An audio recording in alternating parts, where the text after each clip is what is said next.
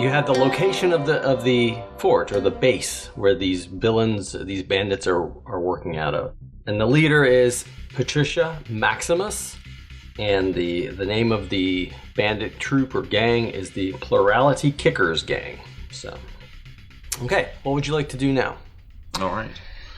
Well, I don't know about you, but when one of those guys looked at me after you exploded the first command, I just got this unshakable feeling that there's somebody right behind me just constantly. Like, just moving with my head whenever I turn, is staying behind me on my field of view, and I don't like this. Oh. I don't know if the guy cursed me or what, if he was some all-powerful magician and meaning it's very good that we, knocked him down or not. Right, now, with my fingers just kind of cindering as I don't pay attention, I could take a look at that curse for you if you... Oh, I could take a look at that. You want me to try? They said there's the cleric place down the street, and Yeah, there's the temple. We see, there's the sign. We don't need to ask the beggar where it is. Why don't we try there first? That's probably a good idea. Let's do that. Yeah, and so there's an actual cleric, hospital area, but there's also a temple there off the main square. So it's your choice wherever you want to go. All right, I guess the temple first makes sense. This may not be a physical ailment.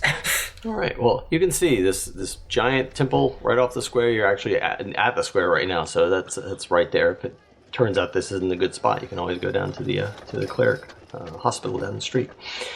All right. And presuming it's open. Yep. Yeah. It's let's see. I'm trying to remember. I'm trying to remember time frame because you slept. So yeah, it's still sun is out. Yeah, we went to the bad guy's place in the morning. Yeah. It was basically after talking to the boys. So. Yeah, so correct. Yeah, it's still late morning right now, so you're good. All right, yeah, you head on over to the temple, and just stone built.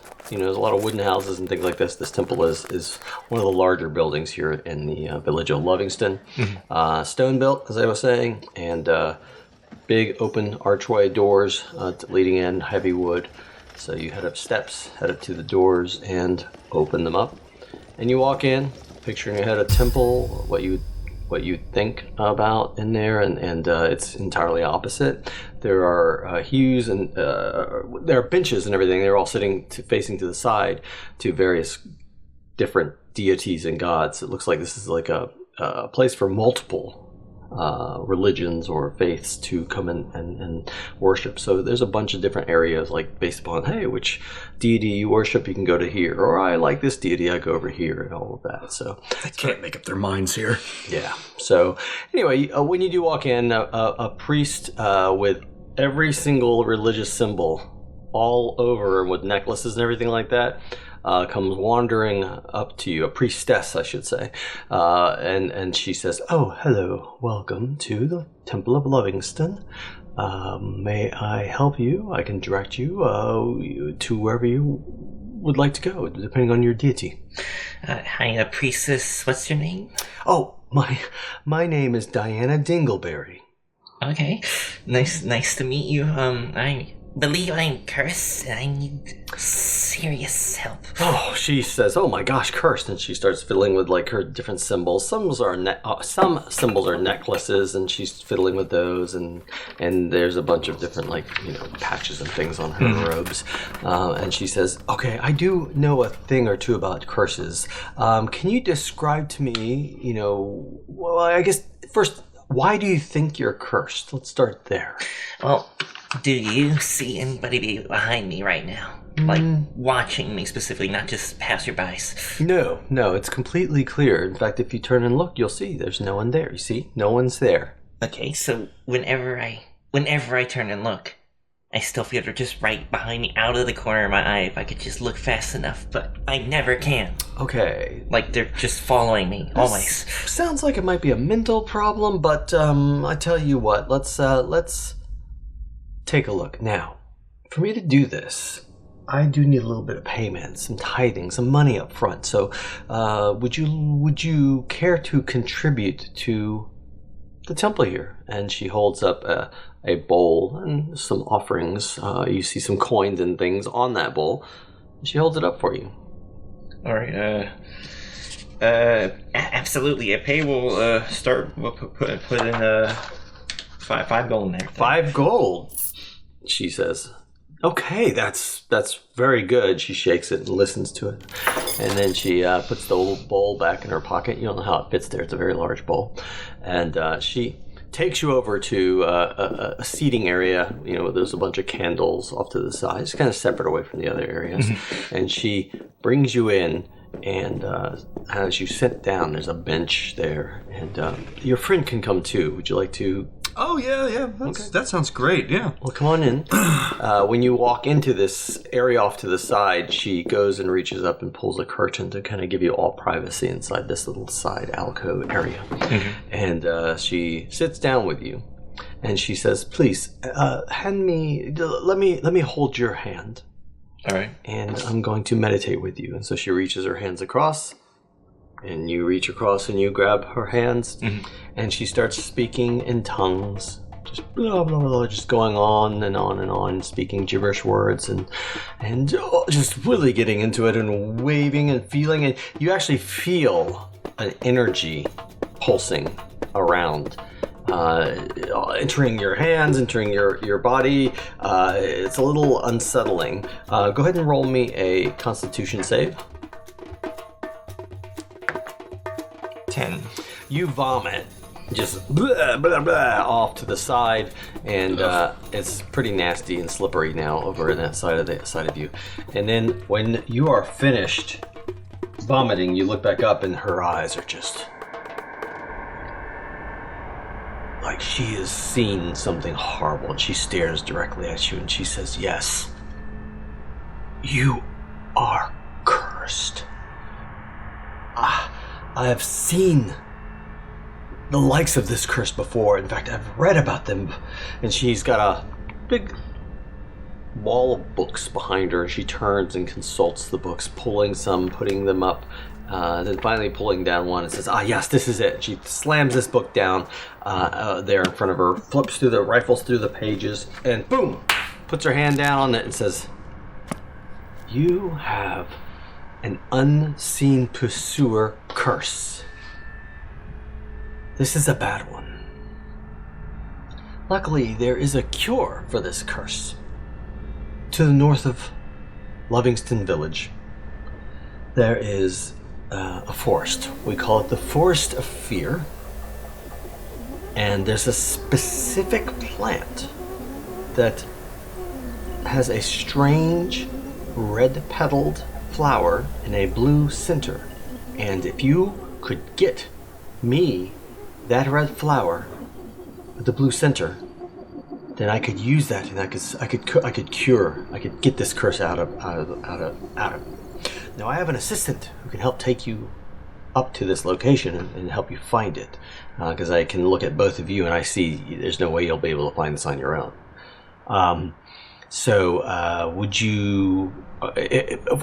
When you bring the flower back, it'll take an additional 5 gold, and with all that, I will be able to get this curse off of you. How's that? With Ipei's unexpected, sudden proficiency in nature she gleaned on the carriage ride, is there any role I can make to possibly know about this flower or? Yeah, if you'd like to do a nature roll. And I think you're proficient in it. You go ahead and take advantage. So roll 2, take the rest. Yeah, I'll take the 21. Okay. Yeah, you believe, just based on that description, it's a pretty rare flower, and you believe it could be one of 3 that are out there of the flower variety. So you probably could recognize it, but whether or not it's the right one, you narrowed it down to about 3. You probably could name the scientific names of all 3 of them. So. Okay. This all sounds like a scam to me. I mean, there's no one behind you. You look fine, right? You've got your fingers black and the other's green, but that's completely irrelevant to this, right? There's a pile of puke in the corner. That's nasty. Yeah, okay. Should we find this flower? Yeah, I've got an idea of where to look. Oh, what to good. look for. Good. Okay, well, would you like my assistant to help you out? find you, be able to take you there. Probably be able to knock it out in a day. Who is this man you speak or woman you speak of? Oh, so I could just have Kaya. She could be your guide. Okay. All right, Kaya. Hey, Kaya. And suddenly, this little lithe elf comes running over from out of your peripheral, off to the side, and she comes running up. Yes, hello, Diana. What do you need? Oh, I love it when I talk to myself. I would like you to take these two out. You're going to go off to the Forest of Fear, and you need to help them find the location where they can find the special flowers, with the red petals in the blue center. Oh, yeah, I got that, says Kaya. No problem at all. So you all meet me out front. In 5 minutes, I'm going to go grab my rucksack, my supplies, and I'll meet you out there, and we'll head off on foot. We should be able to get up there pretty quickly, says Kaya the elf. Sounds good to me. Let's do it. All right, well, Godspeed to you all, or Bahamut, or, and she starts just naming off every single god inside the. Yes, thank you so much. Let's get out of here. All right. So as she's mumbling on, and you walk out to the front, a few minutes go by, and then suddenly from the side, Kaya comes running up. And again, Kaya's like a little, almost like you could see like she looks like a child, like maybe like in her between 10 and 12, somewhere in there. Got her elf ears and everything, but very energetic and happy to lead you on your way. So she comes running up to you and says, "Hi, I'm Kaya. Okay, what's your names? Just so, what do I call you?" Ipei. Ipei, okay? Yeah, I'm Mormel. You got much experience in the Forest of Fear? E.M. Got it. Okay. Yeah, I go up there all the time. All the time. Being an elf, forest elf, they kind of go one on one. So follow me. And she just darts off running, fast as hell. All right, get slithering. All right, yeah. Slither on. All right. So you do a long journey heading north into the woods. And there's a point while you're hiking and slithering towards these woods where it goes from a more green tinged, nice, happy feel to a more grayish and darker style of woods. The pines disappear, and then you've got the gray, older, like generations old style of woods. And Kaya's, gives you a little bits of facts and history along the walk. Oh yeah, this is where so and so. They used to have an actual house off this way, but they had problems with a bunch of the animals in the past, and so they moved in closer to town. And over here, this area here, this is where there used to be a really great inn, out this way, but it was a bit off the beaten path, so a lot of people just started to avoid it, and so. Again, they just moved on. I don't know what they ended up doing, but that place is all run down now. So, and she continues the journey, leading in. You enter into the darker style part of the woods, and she says, "Okay, there have been, there's some wildlife out here that are not happy and not good to be around. So we just have to be on our guard. So I suggest everyone has their weapons ready." And anyway, just keep following me. We don't have much farther to go. Okay. Peggy will have the sword and shield out if it matters. Okay. Are we heading in the same direction that would be leading towards Amherst, or a different way completely? Totally different way. Yeah, Okay. yeah. Just like think of walking just off the beaten path into the woods. So I'd like each of you to go ahead and give me a perception roll as you're traveling. I got a natural 20. Okay. 21 with that. 11. Okay. You, Ipehi, don't really notice anything as you're traveling through this chunk of forest, but Mormel, you absolutely hear some distant sounds like scuffling. Stop it! God, we could use some help. Shut up! I hold out a hand, grab a payee. I hear scuffling. There's somebody fighting over in the distance. Fighting how? Like physically, verbally, slap fight? I don't know. It sounds like they need help. Kaya, do you hear that? What? Are you sure you're hearing something? I'm not hearing anything. Okay, you're the one imagining things in your head, but I'm not. I can hear people over there fighting. Kaya, we're gonna take a little detour. Follow us a moment. She's like, just boring. God. Here, yeah. Keep out of sight. We have to see what's over here. Okay, fine. Okay, fine. Just go ahead and look over that way. By the way, Kaya rolled a natural 1. Okay. She's looking the opposite direction entirely. Total disbelief. All right. So you're kind of off you're following, you could call it like a deer trail or, an animal pathway is kind of what you were following. And where you are heading, you've stepped away through some bushes off into, natural wild. Okay. So go ahead and describe how you are both going over to where you've heard this noise. So I would like to try to approach as stealthily as I can, just kind of hiding against the brush if I can, and stepping quietly, depending on what I roll. So if anybody's wearing loud-ass chainmail, do you want her to hold back? Yeah, so I'm sneaking along and you're just... Clank, clank, slither, clank. You go that way. Just let's go different directions. Yeah, and by now you can hear something up ahead. You both can. So if you want to stay there or move the opposite way. I guess I'll move the opposite way and attempt to stealth check, but at worst case, maybe draw them from you. Yeah. I rolled a 5. Okay. Let's get you to roll. Oh, you got advantage? Disadvantage. Oh, nice. That was cocked. Yeah. I got 5 as well. All right, stay quiet. Stepping and breaking branches. All right. So as you are walking this direction, you hear laughing. Come on, you can do better than that. And you hear like a plunk of it sounds like mud splash. And you hear, stop it.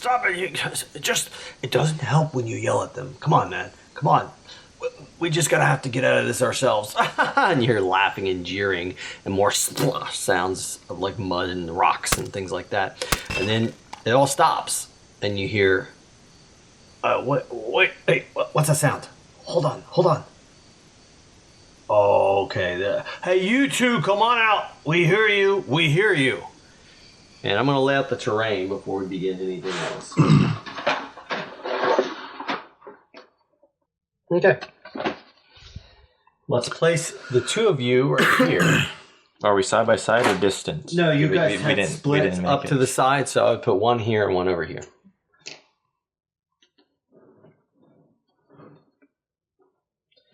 All right. So you hear, or actually you can see, this guy here is knocked over, feet tied up, and their heads, because it's a two-headed guy, is in the water. And they keep throwing rocks and stuff hitting towards him.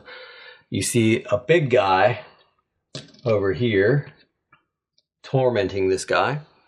And then you see a fancy looking guy over on this side. Who's the one that's been screaming at you guys to come on out.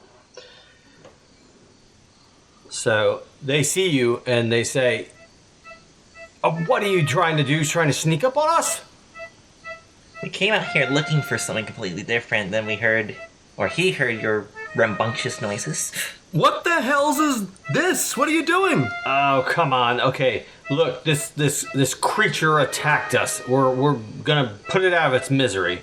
And, By torturing it. And the creatures, they're both talking to you from these guys. They're like, no, they attacked us. These guys are terrible. Yeah, that's right. They're terrible. Come on, help us out here. Help us out. Do I recognize what either of these creatures are? From your vantage point, as far as if you're looking for like a type of creature or race or anything like that, no, you don't. Okay. All right, how about we all calm down here? Let's just talk for a minute. I'm going to step a little closer.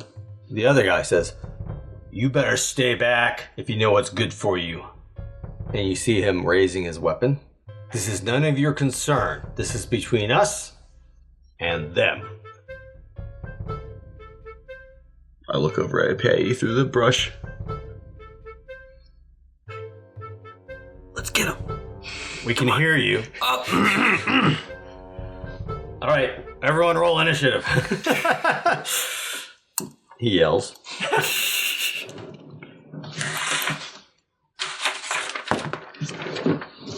That's fine. I have a 14. All right. I got a 20. Jeez. But I failed the wisdom DC, and I take a D6 for the next 10 rounds off my anything I do. Okay. Because of the pursuer. Oh, lovely, because you're cursed. Yeah. Okay, so you got to remember that. Just get yourself a D6, and every time you roll, you're just going to have that with it run together. I love curses. Alrighty, so... Hey, what are you looking at over there? Yeah, what does that look like? Like when you're getting all ready and everything, what does it look like? You suddenly have a fear pop over you or what? Well, she's like drawing the glaive out, and they kind of get stuck as she's spinning. We're looking behind her, and Yeah. stuck in the. You keep seeing like holster. a shadow in the trees. Mm-hmm. Not the great spot to come. To help with this. Nice. Okay, I've got the marching order. We have Ipe coming up first, followed shortly by Mormel, followed up by bad number 1, followed by bad number 2. And there's the marching order we have right now. So, Ipe, they've got their weapons drawn. They're getting ready to take an attack on you both. But you've got the control. What would you like to do? I've only got the control because I feel like something's coming up right behind me. I gotta get my ass over or away from it. Let's see. So, I guess he will move up towards that guy. All right. And then she'll use the evasive footwork superiority as a bonus action. Her armor class is increased by 4 until the start of her next turn. Nice. Okay. And the trees are there. The rocks are there. So we will use that for line of sight as well. Got it. All right. Is that it for Ipe? That's it. All right. Next up, we are on to Mormel. Okay, Mormel is going to see if he can get line of sight on the big guy over here. Yeah, if you go up one more step, I think you got it because the rocks are out of the way. Okay, so Yep. right about here. And I'm going to cast Sleep on him. Oh, nice. Okay. So he has to make a wisdom roll. My spell save DC is 13. Natural 20. Oh, that was the caffeine spell! Shit. Nice. All right, well, that's my turn. Okay. That's a powerful spell, too, when it works. Yeah. All right, excellent. Next up is going to be him. And let's see what he's got with him.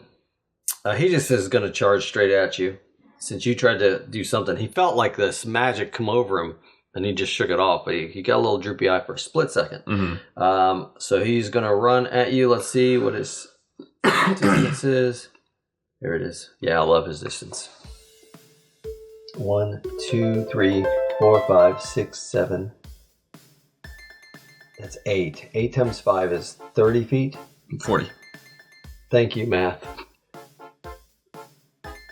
45, 50. Jeez. So he runs up to you, and he has got this giant ass hammer, just like the mini, and takes a swing at you with the hammer.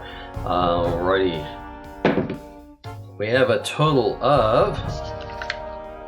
Yeah, I think this is gonna be a hit because it is a 23 versus AC.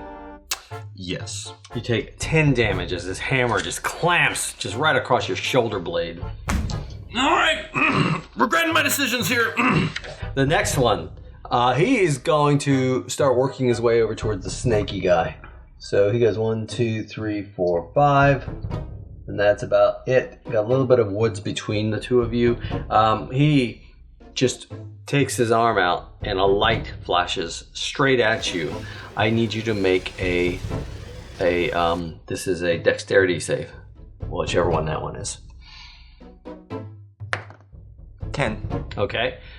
You're able to avoid the light because he's got bad aim and all through there. Oh, yeah, nice. So you're good, and because you got a bit of cover. All right, so we're on to the top of the round. Ipe, you are up. Now, you got a tree between you and him. You'd have to, if you want to get full, you have to get around. And you can walk through the guy who's down. And you can also, when it comes to the trees, the center of the tree is the where the trunk is. You can walk under here freely, but going through where the trunk is, you can treat it as difficult terrain, like you're squeezing next to it. Is that page on the description of Unseen Pursuer by chance? Yes, it is. So, does it affect DC saves? It's for only targets an that I cast attack on? roll or a saving throw. So only when I make the saving throw. Yes. So I should have rolled a d6 and probably gotten hit by that thing. Yeah, go ahead and roll a d6. I got 8 instead. Okay, yeah. So you do good catch. So yeah, you've got that curse has made it so you were hit. So you are going to take it's a burning damage from this light, and the damage is 5. So he hits you with this blinding like heat ray type thing, damaging you for 5. Okay. I'm going to. Can I see? I can see him. You can see him. Yeah, you got a tree between the two of you. I'm gonna make a dexterity saving throw him. Oh, Okay. Yes. We have a very low number. What do you have? 4. That's a lot of dice, and I'm scared. Okay, he takes 62 force damage for being and is disintegrated. So you used your daily? I used one of my dailies. This is the black thumb. Go ahead and describe what it looks like destroying this guy. So she flinches back again, like calls her to look back at the nothing there, and in her frustration just turns back to him with the thumb, like gives him a thumbs up, and then down like Gladiator, and that he's gone. Yeah, he's he a is. pile of dust. Yeah, he just dusts out, is gone. Like Unless he has like, magical objects, everything is gone. Yeah, he is gone completely. Only true resurrection will bring that guy back. All right. Switching to lethal then. And the guys down here are like, holy shit! And the other one says, you took the words right out of my mouth. All right, that was impressive. Now we're on to Mormel. Okay, I'm going to use innate sorcery as a bonus action. That means for the next minute. Spell save DCs are +1 for my spells, Okay. and I get advantage on attack rolls for all sorcery spells. Then I'm going to do Scorching Ray at this enemy here, All right. right in my face. So 3 rays of fire are going to shoot out, and for each one, I'm going to roll with advantage. I didn't get to do much with my guy. Jerks. Okay, so for the first attack, I have 19. That is a major hit. Second attack is only 12. Miss. And third attack is 19. Hit. Okay. Hit, miss, hit. With that, then I'm going to deal Oh, no.